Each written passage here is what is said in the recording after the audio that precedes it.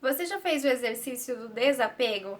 Aproveitando essa analogia que um ano se encerrou e um novo ano está começando, assim também são os ciclos da nossa vida. Por vezes é necessário a gente encerrar um ciclo para que um novo e melhor ciclo ele se inicie na nossa vida. Porém, a gente se depara com algumas situações ou algumas pessoas que nos causaram alguns transtornos, que mexeram com a nossa vida de alguma forma e a gente não consegue largar essa situação, né? Porque afinal de contas você investiu o seu tempo, o seu sentimento, as suas ações em cima disso e os resultados não foram tão satisfatórios assim. Bom, primeiro a gente precisa entender e identificar que nós estamos apegados a uma situação do passado que não tá fazendo bem pra gente. Para isso, eu vou dar alguns exemplos para ficar mais fácil. Sabe aquela pessoa que vem conversar com você e aí ela tá sempre falando, você encontra em situações diferentes, em momentos diferentes, mas aí ela tá sempre falando da mesma situação, ela tá falando a mesma coisa o tempo todo. E aí quando ela fala com você, aí você fala, nossa menina, verdade? Quando foi que isso aconteceu? E ela fala assim, já faz uns 3 anos que ele me deixou, faz 3 anos que ela me abandonou, ou então ela fala, faz 5 anos já que eu fui despedida daquele trabalho, ou fazem 20 anos que eu briguei com aquele parente. Mas é engraçado que a pessoa fala dessa situação que já aconteceu há muito tempo, ela traz nela a mesma emoção, como se fosse, ela traz aquela emoção de raiva ou parece que a pessoa vai querer chorar a qualquer momento, como se essa situação tivesse acontecido ontem e não há 3 anos atrás, sabe? Porque a nossa mente, que ela é muito poderosa, ela fica trazendo informações pra gente e aí ela começa, é como se você estivesse vendo um filme na sua cabeça, sempre repetindo aquela mesma cena, sabe? Então, na sua cabeça, você pensa sobre aquilo e aí o que você pensou, ela vai automaticamente gerar uma imagem. E essa imagem fica passando várias vezes e ela traz aquela mesma sensação da primeira vez. Então, é como se todas as vezes que você viu isso, essa imagem na sua cabeça, é como se fosse a primeira vez. Então, você fica naquele ciclo vicioso daquela emoção que tá te fazendo tão mal. E você nem sequer percebe que o tempo já passou. Oi, Lui, meu filho tá aqui, meu gato. Tá querendo aparecer na câmera também. Vem aqui, ó, vou mostrar ele pra vocês. Oi! Olha aqui o Lui. Não quer? Olha lá. Olha que menino lindo. Ó, ele é apegado à câmera. Toda vez que eu tô gravando, fazendo um vídeo, ele quer participar junto também. Bom, então voltando. A pessoa, a gente fica reproduzindo várias vezes a mesma coisa. E é como se aquela situação que aconteceu há 5, 10 anos estivesse acontecendo novamente. E aí isso é muito ruim, por quê?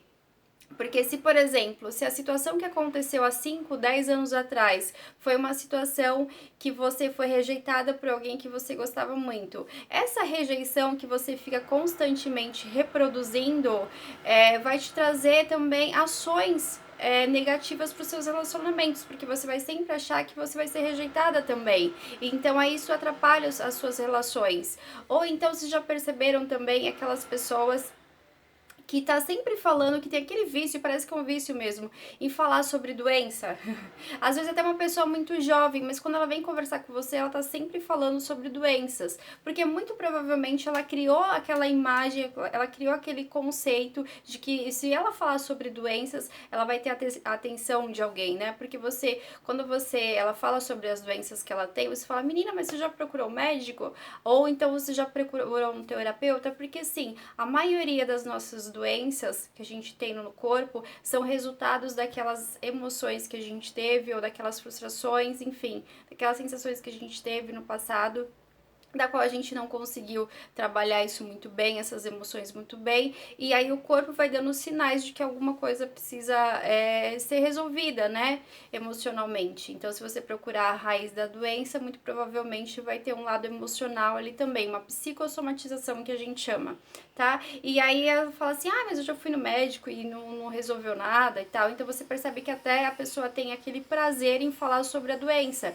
porque na verdade, muito provavelmente, ela percebeu lá no passado que se ela falasse da doença, ela ia atrair a atenção de alguém que ela gostava muito.